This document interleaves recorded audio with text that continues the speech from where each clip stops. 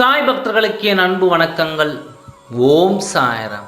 என் அன்பு குழந்தையே, இன்று உனக்கு மிகவும் பிடித்ததையே தர வேண்டும் என்ற முடிவுக்கு வந்துவிட்டேன்.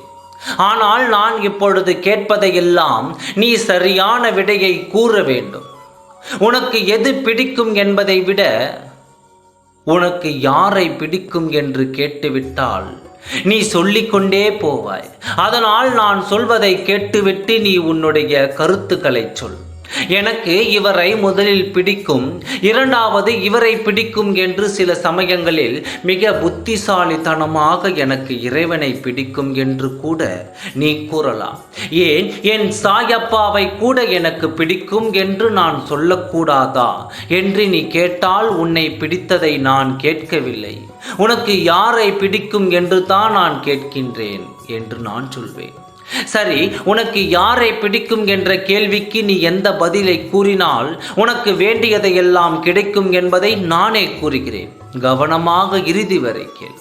உனக்கு யாரை பிடிக்கும் என்ற கேள்விக்கு முதல் பதிலாக எனக்கு என்னை பிடிக்கும் என்று தான் நீ சொல்ல வேண்டும். ஏனென்றால் உனக்கு பிடிக்காதா? எது உனக்கு பிடித்திருந்தும் என்ன பலன்? உனக்கு பிடிக்க, உன்னை நீ ரசிக்க, உன்னை நீ பாராட்டி கொள்ள, உன்னையே நீ தட்டி கொடுக்க, உன்னையே தட்டி எழுப்ப, உன்னை நீ அடிக்க, உன்னுள் நீ அடங்க போன்று அத்தனைக்கும் வேறு ஒரு ஆளையும் ஆதரவையும் தேடும் வரை நீயாக இருக்க முடியாது. உன்னை தவிர உனக்கு இத்தனை உண்மையாக யார் இருக்க இயலும்? நீ எத்தனை உன் மனதனிடம் ஆறுதல் கேட்டாலும் அது பொறுமையாக ஆறுதல் கூறும், சலித்துக் கொள்வதில்லை. நீ எவ்வளவு சந்தோஷமான விஷயங்களை பகிர்ந்தாலும் பொறாமை கொள்ளாமல் உன் மனம் அதை சந்தோஷிக்கும்.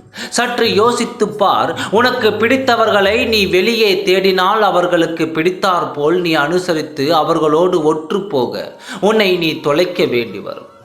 உனக்கு பிடித்ததையும் உன்னுடைய குணநலங்களையும் உனக்கு பிடித்தவர்களுக்காக நீ இழக்க வேண்டி வரும். அவ்வாறு செய்வதால் தான் உன் நிம்மதியை நீ இழக்கின்றாய், உன் தனித்துவத்தை இழந்து நிற்கின்றாய். அதற்காக யாரையும் நேசிக்காதே. யாரையும் உனக்கு பிடிக்க கூடாது என்று ஒரு கணமும் கூறவில்லை. முதலில் நீ உன்னை நேசிக்க கற்றுக்கொள்.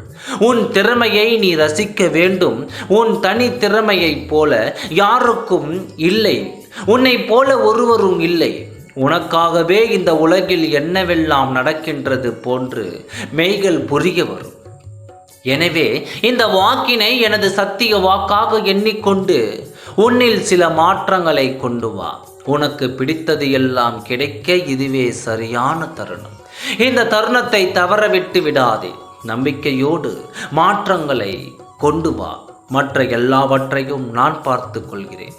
நம்பிக்கையோடு இரு, நல்லதே நடக்கும். ஓம் சாய்ராம். நன்றி, வணக்கம்.